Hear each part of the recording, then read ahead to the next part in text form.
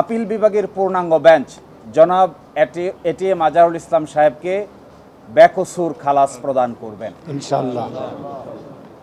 আমরা এটাও মনে করি যে নজিরবিহীন নির্যাতন এবং নিপীড়নের মধ্য দিয়ে বাংলাদেশ জামায়াতে ইসলামী পার করেছে, এই রায়ের মধ্য দিয়ে সকলের মধ্যেই নতুন করে প্রাণ সঞ্চার হবে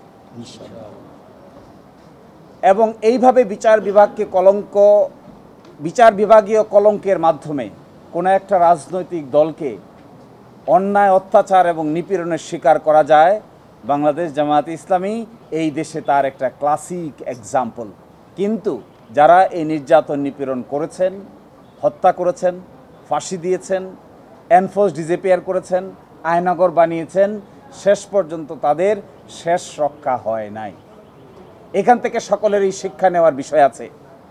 সকলকে এখান থেকে শিক্ষা নিতে হবে যে নির্যাতনের রাস্তা, নিপীড়নের রাস্তা শেষ পর্যন্ত ভালো ফল বয়ে আনে না।